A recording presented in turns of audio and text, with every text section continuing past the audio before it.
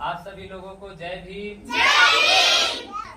16 तारीख की मीटिंग में आप लोग अपने माता पिता के साथ जहाँ मीटिंग होगा वहाँ उपस्थित होंगे सभी लोग, ठीक है। और आप लोग एक चीज ध्यान दीजिएगा, खूब मेहनत से मन लगा के पढ़ाई करना होगा। क्या करना होगा? पढ़ाई करना होगा खूब मेहनत से, क्योंकि हमारे समाज को उसका हक अधिकार नहीं मिल रहा है। हमारा समाज गरीब समाज है, हमारे घर के लोग गरीब है ना, और पैसा ना होने की वजह से हम लोग अच्छी पढ़ाई नहीं कर पाते हैं, इसलिए आज हम लोग इतना पीछे हैं। हम लोगों के घर में कोई नौकरी करने वाला नहीं है ना? नहीं सर। कितने लोगों के घर में सरकारी नौकरी करने वाले लोग हैं? किसी के घर में कोई सरकारी नौकरी करता है? हाथ उठाइए। छोटे बच्चे हैं, ऐसे हाथ उठा लिए। किसी के घर में कोई सरकारी नौकरी नहीं करता है। हमारे घर के लोग क्या हैं? मजदूर हैं। क्या हैं? मजदूरी करते हैं, घर बनाते हैं, खेती करते हैं, यही सब काम करते हैं। पैसा कितना मिलता है? बहुत कम। पैसा सिर्फ इतना मिलता है कि जितने में हम लोग अपने परिवार का भरण पोषण कर सके, 2 वक्त की रोटी खा सके, उसमें भी कम पड़ता है।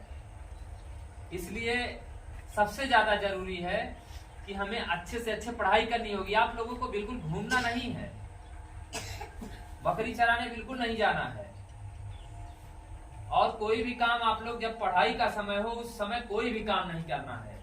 पढ़ाई के समय सिर्फ और सिर्फ पढ़ाई करनी है, और मेहनत से मन लगा के एकदम इस तरह से पढ़ाई नहीं करनी है कि कुछ देर घूम लें, कुछ देर खेल लें। खेलना भी बहुत जरूरी है, लेकिन आप लोगों को कौन सा खेल खेलना होगा? कबड्डी खेलो, खो खो खेलो, क्रिकेट खेलो, फुटबॉल ले लो, वो खेलो। मतलब जिन खेलों का हमारे देश में महत्व है, हमें सिर्फ उन खेलों को खेलना है। गोली कौड़ी गुल्ली डंडा ये बिल्कुल नहीं खेलना है आप लोगों को, ठीक ना? अच्छे से साफ सफाई से रहना है। महापुरुषों के मिशन में जो लोग काम कर रहे हैं, जो लोग आप लोगों को यहाँ पे पढ़ा रहे हैं, उस चीज को ध्यान देना है कि जो हमारे सर लोग हमको पढ़ा रहे हैं उनकी बातों को समझना है। और जो काम यहाँ पे दिया जाता है, आप लोग घर जाएंगे काम पूरा करके आएंगे, ठीक ना? और सबको यहाँ से घर जाने के बाद, अभी जब सबकी छुट्टी होगी तो सबको घर जाने के बाद अपना जो भी काम यहाँ से दिया जाएगा, सभी लोग अपना काम पूरा करके आएंगे, ठीक ना? और इस समय ये बताइए कितने लोग इसमें से प्राइमरी में पढ़ते हैं? तो लगभग सभी बच्चे प्राइमरी में पढ़ते हैं। हाथ नीचे कर लीजिए। प्राइमरी में हम लोग क्यों पढ़ते हैं मालूम है? जिनके पास पैसा है ना, उनके बच्चे बड़े बड़े स्कूलों में पढ़ते हैं।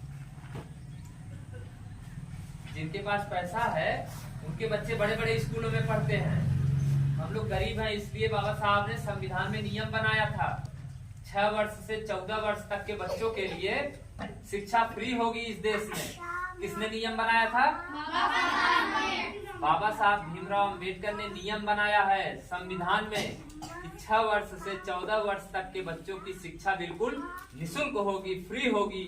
और इसीलिए प्राइमरी विद्यालय में हमें आपको निःशुल्क शिक्षा दिया जा रहा है हमारे समाज के बच्चों को। नहीं तो हमें फ्री में शिक्षा मिल पाती क्या? नहीं। फ्री में तो कोई एक दिन नहीं पढ़ाएगा। तो प्राइमरी स्कूल में आपको किताब भी दिया जा रहा है, बैग भी दिया जा रहा है, ड्रेस भी मिलता है ना, स्कॉलरशिप भी मिलता है। क्यों मिलता है? क्योंकि संविधान में नियम है। तो आप लोग इस चीज को, प्राइमरी में जो आपको निःशुल्क शिक्षा मिल रही है, इसको अन्यथा मत लीजिएगा। बहुत पैसा खर्चा होता है आप लोगों की शिक्षा के ऊपर। प्राइमरी विद्यालय में सरकार का बहुत पैसा खर्च होता है, देश का बहुत पैसा खर्च होता है प्राइमरी विद्यालय में आप लोगों को पढ़ाई के लिए। आप लोग इस चीज को अन्यथा में मत लीजिएगा कि फीस नहीं लगता है, स्कूले जाएंगे तब भी चलेगा और नहीं जाएंगे तब भी चलेगा। फीस बहुत लगता है, समझ में आया? बहुत पैसा लगता है। हम लोग जो पैसा टैक्स के रूप में देते हैं, फिर उसी पैसे से जो है आप लोगों को शिक्षा की व्यवस्था सरकार करती है। तो वो निःशुल्क नहीं है, वो आपका अधिकार है। और जो आपका अधिकार है फ्री शिक्षा का, 6 वर्ष से 14 वर्ष तक के आयु के बच्चों की जो फ्री शिक्षा का अधिकार है, उस अधिकार के महत्व को समझिए। और आप लोगों को अपने महापुरुषों के बारे में सर लोग बताएंगे, मैं भी समय समय पे आके बताता रहूंगा। आप लोगों को जागरूक भी रहना है, क्योंकि हमारे समाज के बच्चों को शिक्षा से वंचित किया जा रहा है, हक अधिकार से वंचित किया जा रहा है। अगर आप लोग अच्छी शिक्षा नहीं लेंगे, बड़े पदों पे नहीं जाएंगे और देश में जो नौकरियां हैं उसमें अगर अपनी हिस्सेदारी नहीं रखेंगे, तो आने वाले समय में हमारा समाज गुलाम हो जाएगा। अपने समाज को बचाओगे नहीं गुलाम होने से? बोलो, आप लोग बचाओगे नहीं? अगर समाज को गुलाम होने से बचाना चाहते हो तो सबसे पहले आप लोग कड़ी से कड़ी मेहनत करके अभी से पढ़ाई करना शुरू कर दो। अभी आप लोग छोटे छोटे हैं, आप लोग अच्छी पढ़ाई करेंगे, अच्छी से मेहनत करेंगे तो आप लोग जो चाहेंगे वो बन जाएंगे, अपने जीवन में जो चाहेंगे वो हासिल कर लेंगे।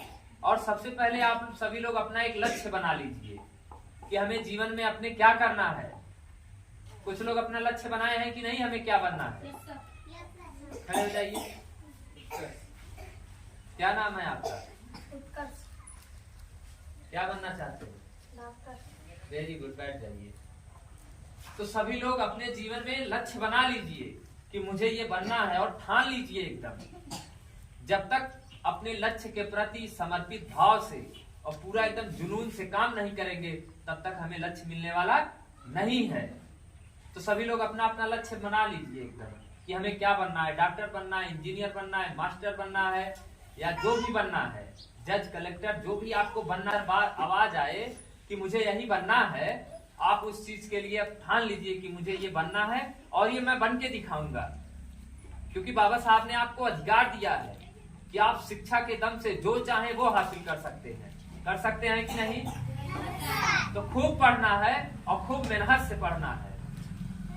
आप लोगों को यहाँ पे रोज कोचिंग चल रही है और हम लोग भी प्रयास कर रहे हैं कि हम लोग भी आएंगे, आप लोगों की क्लास लेंगे, आप लोगों को समझाएंगे, आप लोगों को शिक्षा के बारे में, संविधान के बारे में, लोकतंत्र के बारे में, देश की जो व्यवस्था है उसके बारे में आप लोगों को समय समय पे जागरूक भी किया जाएगा। और आप लोगों को अंधविश्वास और पाखंड में बिल्कुल नहीं पड़ना है, सिर्फ विज्ञान को मानना है। किसको? विज्ञान को मानना है, संविधान का पालन करना है और अपने महापुरुषों की विचारधारा पे हमें चलना है। और शिक्षा के मार्ग से हम कहाँ से सफल होंगे? शिक्षा से। क्या हमारे घर में कोई डॉक्टर, मास्टर, इंजीनियर है? क्या हमारे घर में कोई ठेकेदार है? नहीं है। हमारे लोग गरीब हैं, हमारे लोगों के पास कुछ नहीं है। हमारे लोगों के पास सिर्फ और सिर्फ एक रास्ता है। वो रास्ता किसका है? शिक्षा का। शिक्षा से ही आपको जो मिलेगा वो मिल पाएगा। इसके अलावा हमारे पास ताकत भी नहीं है उतना, हमारे पास इतना धन भी नहीं है, हमारे पास इतनी जमीन जायदाद नहीं है कि हम अपने जीवन में कुछ कर पाएंगे। हम लोगों के पास सिर्फ और सिर्फ एक रास्ता है, वो शिक्षा का मार्ग है, और उसे बाबा साहब भीमराव अम्बेडकर ने हमें दिया है। माता सावित्रीबाई फुले ने महिलाओं को पढ़ने के लिए शिक्षा का अधिकार दिलाया। जो हमारी बच्चियां आज यहाँ बैठी हुई हैं, जो छोटी छोटी बच्चियां यहाँ बैठी हुई हैं, पढ़ाई कर रही हैं, माता सावित्रीबाई फुले का बहुत बड़ा योगदान है। आप लोग माता सावित्रीबाई फुले का नाम जानते हैं? Very good. माता सावित्रीबाई फुले ने 1848 में पुणे में पहला स्कूल खोला था महिलाओं, बच्चियों को पढ़ने के लिए। उस समय हमारे देश में महिलाओं को और बच्चियों को पढ़ने पे रोक लगी थी। महिलाओं को स्कूल जाने से रोका जाता था, महिलाओं को घर में कैद करके रखा जाता था, पर्दे में रखा जाता था। लेकिन माता सावित्रीबाई फुले ने 1848 में महिलाओं को पढ़ने के लिए पहला स्कूल खोला। माता सावित्रीबाई फुले जब स्कूल में पढ़ाने जाती थी तब उनके ऊपर लोग गोबर, कीचड़ फेंक देते थे। वो 2 साड़ी लेके स्कूल जाती थी, एक साड़ी रास्ते में उनके ऊपर गोबर और कीचड़ फेंक दिया जाता था, तब वो दूसरी साड़ी बदल के स्कूल में पढ़ाती थी। वहीं से फिर आवाज निकलती है, वहीं से फिर माता सावित्रीबाई फुले की का ये जो संघर्ष था पूरे देश में फैलता है। आज पूरे देश में विद्यालय खुले हुए हैं, तमाम यूनिवर्सिटियां खुली हुई हैं। हमारी महिलाएं, बच्चियां, हमारी बहनें आज सीमा पे, बॉर्डर पे जो है कमांडो के रूप में ड्यूटी कर रही हैं। नहीं तो कभी ऐसी स्थिति थी कि हमारी बहन बेटियों को पढ़ने का भी अधिकार नहीं था। अगर हमारी बच्चियों को पढ़ने का अधिकार नहीं होता तो क्या आज ये लोग डॉक्टर, मास्टर, इंजीनियर, जज, कलेक्टर बन पाते? नहीं बन पाते। हमारे लोगों के साथ बहुत बड़ा भेदभाव किया गया। इसीलिए हम लोग गांव गांव जाके अपने समाज के लोगों को जागरूक कर रहे हैं। हम लोग प्रयास कर रहे हैं कि इस तरह की कोचिंग, इस तरह की शिक्षा हम लोग हर गांव में चलाएं, जहां पे हमारे लोगों के हक अधिकार के बारे में बात हो, जहां पे हमारे लोगों के शिक्षा की बात हो, जहां पे हमारे लोगों के बराबरी की बात हो। हम लोग ये प्रयास कर रहे हैं कि गांव गांव जाएंगे, घर घर जाएंगे, लोगों को जागरूक करेंगे। लेकिन आप लोगों को, हम लोगों को सपोर्ट करना होगा, आप लोगों को सहयोग करना होगा, और आप लोगों का यही सहयोग रहेगा, चाहे कोई भी परिस्थिति हो, कितनी भी दिक्कत हो, लेकिन आपको रोज यहाँ कोचिंग में आना होगा और घर पे पढ़ाई करनी होगी, चाहे जो भी हो जाए। ये नहीं कि आज शादी है तो मामा के यहाँ जाना है, मौसी के यहाँ जाना है, ये सब काम आप लोग बंद कर दीजिए, ठीक है। खेलना घूमना एकदम बंद कर दीजिए, सिर्फ और सिर्फ पढ़ाई पे दिमाग लगाइए। कहाँ दिमाग लगाना है? सिर्फ और सिर्फ पढ़ाई पे दिमाग लगाइए। अगर खेल खेलना है तो अभी मैंने बताया था, kabaddi, kho kho, tennis, football, volleyball, जिनका महत्व है, जिसे खेलकर आप पूरी दुनिया में अपने भारत देश का नाम रोशन कर सकते हैं, अपने गांव का नाम रोशन कर सकते हैं, ऐसी जगहों पढ़ाई करने, ऐसे खेल खेलने की आवश्यकता है। गुल्ली कौड़ी डंडा खेलने से कोई फायदा नहीं होगा। आज के बाद कोई मुझे गांव खेलता हुआ दिखाई ना दे, मैं आपके टीचर लोगों से पूछूंगा, ठीक है? कोई दिक्कत नहीं सर। आज से सब लोग मन बना के पढ़ाई करेंगे कि नहीं? हाथ उठाइए, कितने लोग अब रोज मेहनत से पढ़ेंगे? जितने लोग हाथ उठा रहे हैं, ईमानदारी से आप लोगों को पढ़ना होगा। और मैं रोज आपके गांव में टीचर लोगों को फोन करके पूछूंगा कि कितने बच्चे आज पढ़ने आए थे, कितने लोग नहीं आए थे। हम लोग बहुत प्रयास कर रहे हैं कि हमारे समाज का कोई भी बच्चा, चाहे कितना भी वंचित क्यों ना हो, जो हमारे समाज में सबसे ज्यादा वंचित है, हम लोग चाहते हैं कि उसे भी उच्च शिक्षा मिले, उसे भी ज्ञान मिले, उसे भी नौकरियों में हिस्सेदारी मिले।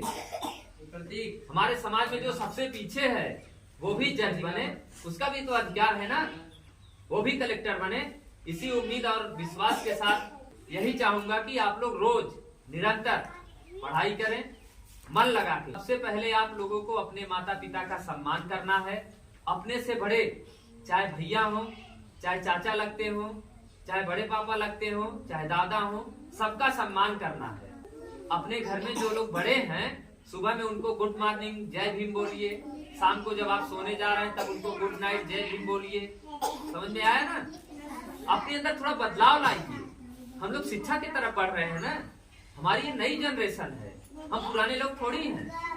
जैसे हमारे दादा, हमारे पिता लोग रहते हैं, क्या हम उसी तरह से रहेंगे कि हम कुछ बदलाव लाएंगे? ये हमारी नई जनरेशन है ना, हम लोग शिक्षित हो रहे हैं ना, तो शिक्षा दिखनी भी चाहिए। आप लोग अपने से बड़ों का सम्मान करेंगे, आदर करेंगे, और हमारे बड़े लोग जो कहेंगे हमें उसका पालन भी करना होगा।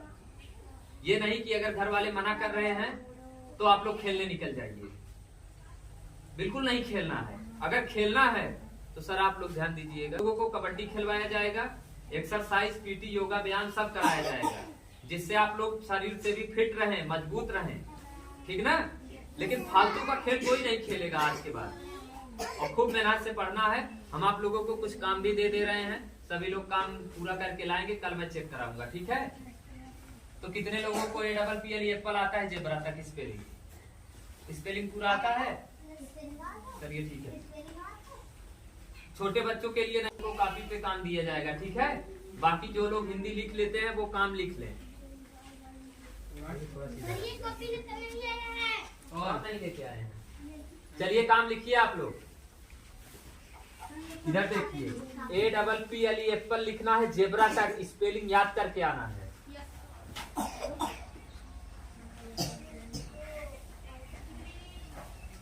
एप्पल में क्या होता है?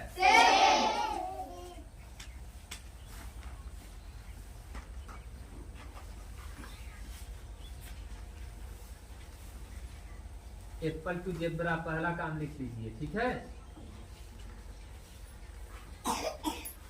और 2 से 15 तक पहाड़ा।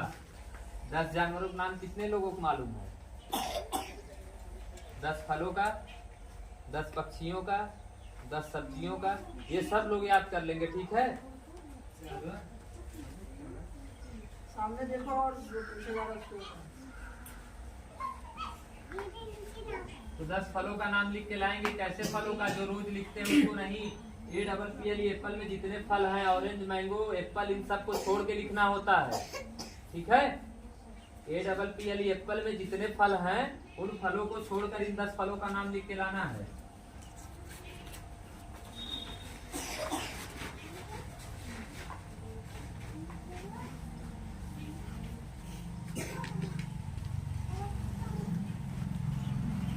नकल लिखते हैं कि नहीं रोज आप? नकल रोज लिखिए, ज्यादा से ज्यादा नकल लिखिए। 2 पेज नकल लिख लीजिएगा हिंदी की,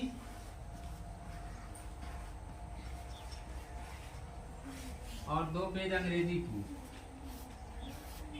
नकल लिखने से आपकी राइटिंग अच्छी होगी और आपको शब्द समझ में आने लगेगा कि ये क्या लिखा है। हिंदी और अंग्रेजी में जब रोज नकल लिखेंगे तब आपकी राइटिंग भी अच्छी होगी और जल्दी से जल्दी पढ़ना सीख जाएंगे, ठीक ना। चलिए इधर आप लोग ध्यान दीजिए।